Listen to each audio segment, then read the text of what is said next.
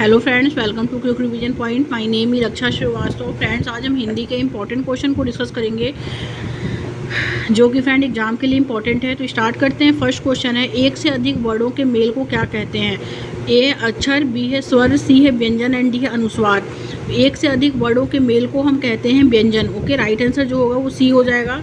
Next question, निम्नलिखित में से अंतस व्यंजन कौन सा है? ए है ग, बी है ज, सी है व एंड डी है श। तो अंतस व्यंजन जो है फ्रेंड वो चार होते हैं, य, र, ल, व। ये क्या है?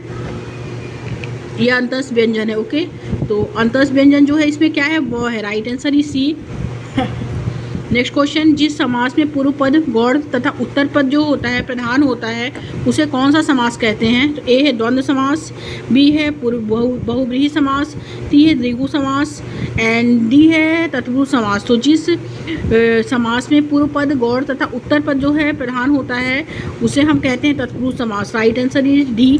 नेक्स्ट क्वेश्चन देखते हैं, निम्नलिखित में से कौन जो है उष्म व्यंजन है? उष्म व्यंजन जो होते हैं फ्रेंड चार होते हैं, बड़ा वाला श, छोटा वाला श, षटकोट स और ह। ओके, तो इसमें जो है उष्म व्यंजन जो है वो ह है। Okay, right answer is a. जो शब्द दो वाक्यांशों, शब्दों और वाक्यों को जोड़ने का कार्य करते हैं वे कौन से शब्द होते हैं? ए है क्रिया विशेषण, सेकंड है संबंध बोधक, थर्ड है फ्रेंड इसमें विस्मयादि बोधक एंड फोर्थ है समुच्चय बोधक। तो जो शब्द वाक्यांशों, शब्दों और वाक्यों को जोड़ने का काम करते हैं वे होते हैं समुच्चय बोधक। Right answer E D. उंगली का तद्भव रूप क्या है? तो वो है फ्रेंड उंगली। राइट आंसर ई सी। आगे देखते हैं नेक्स्ट क्वेश्चन क्या है फ्रेंड। नेक्स्ट क्वेश्चन है फ्रेंड इसमें कि समास कहते हैं। ए है शब्दों के मेल से, बी है अक्षर के मेल को, सी है स्वर के साथ स्वर के मेल को एंड डी है स्वर के साथ व्यंजन के मेल को। ओके, समास जो कहते हैं शब्दों के मेल से बनने वाले शब्द को हम समास कहते हैं। Right answer is a. Next question, क्रिया विशेषण एक भेद है, कैसा है? अव्यय का है, विशेषण का है, निष्पाद का है, समापिता का है। तो क्रिया विशेषण जो एक भेद है फ्रेंड वो अव्यय का भेद है। Right answer is a. Ganesh का पर्यायवाची शब्द क्या है? ए है सुधांशु, बी है कुबेर, सी है एकदंत एंड डी है सुधाकर। तो गणेश का पर्यायवाची जो है फ्रेंड वो एकदंत है। राइट आंसर इज सी।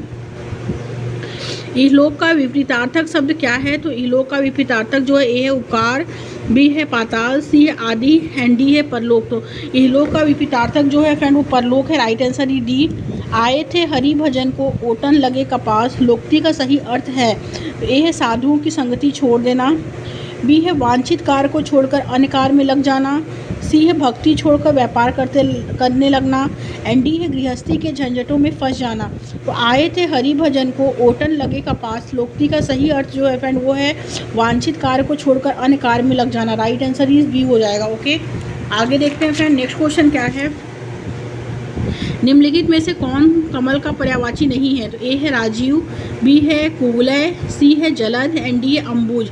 तो कमल का पर्यायवाची जो नहीं है फ्रेंड वो है जलद। राइट आंसर इज सी।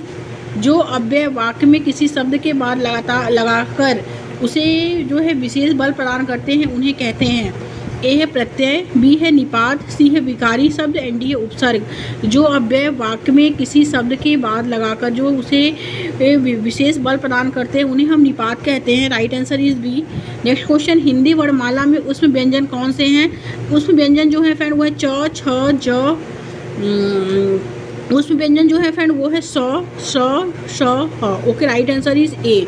आगे देखते हैं, जो व्याकरण जानता है। ओके, एक शब्द के क्रम में सही विकल्प जो है वो क्या है? व्याकरण। राइट आंसर जो होगा वो बी हो जाएगा। आगे देखेंगे, कृंतक प्रत्यय किन शब्दों के साथ जुड़ते हैं? प्रत्यय तो ए है संज्ञा, बी है स्वरनाम, सी है क्रिया एंड डी है अव्यय। तो वो राइट आंसर इज सी हो जाएगा, क्रिया के साथ जुड़ते हैं। आगे, जो युद्ध में स्थिर रहता है उसे कहते हैं। ए है युद्ध स्थिर, बी है युधिष्ठिर, सी है युद्ध स्थिरक, सी है युद्ध स्थायी। राइट आंसर इज बी, युधिष्ठिर कहते हैं। नेक्स्ट क्वेश्चन, कमल के समान नयन में समास कौन सा है? तो ए है अव्ययी भाव समास है, बी है तत्पुरुष समास, सी है द्वंद्व समास, डी है कर्मधारय समास।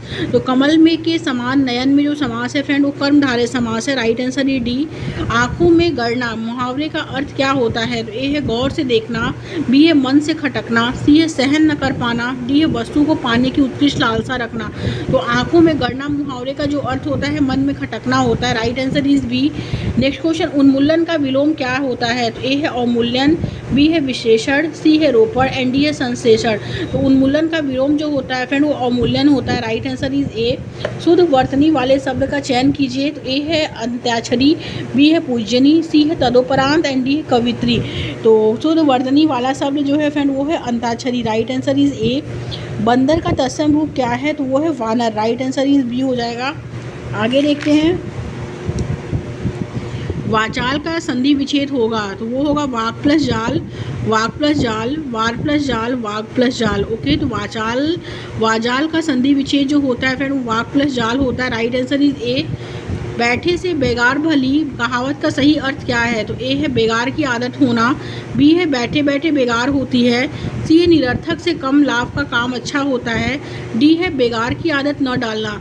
तो बैठे से बेगार भली कहावत का सही अर्थ जो है वो निरर्थक से कम लाभ का काम अच्छा होता है। राइट आंसर इज सी।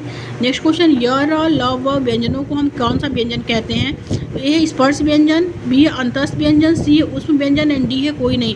तो यर और लव व व्यंजनों को हम कहते हैं अंतस्थ व्यंजन। ओके, राइट आंसर जो होगा फ्रेंड वो बी हो जाएगा। करपट का तद्भव रूप कौन सा होता है? तो ए है कपट, बी है कापेट, सी है कपूर एंड डी है कपड़ा।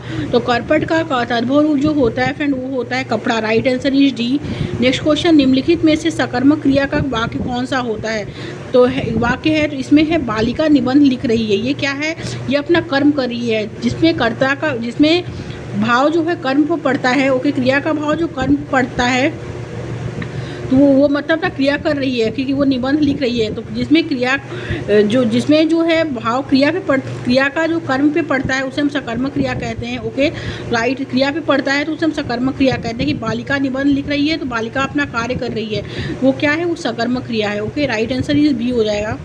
नाक का बाल होना मुहावरे का अर्थ जो होता है अधिक प्रिय होना होता है। Okay, right answer is B. आगे देखते हैं, कवित्री का संशोधित रूप क्या है? तो वो है फ्रेंड इसमें कवइत्री। ओके, राइट आंसर जो होगा वो होगा डी। निम्नलिखित में से कौन सा रात्रि का पर्यायवाची नहीं है? तो वो है समीर। Right answer is B. निम्नलिखित में से किस वाक्य में सकर्मक क्रिया है? तो सकर्मक क्रिया जो है फ्रेंड वो है बच्चे छत पर पतंग उड़ा रहे हैं। Right answer is B. शब्द अन्वय का संधि विच्छेद क्या है? तो वह अनु प्लस अय है। Right answer is a.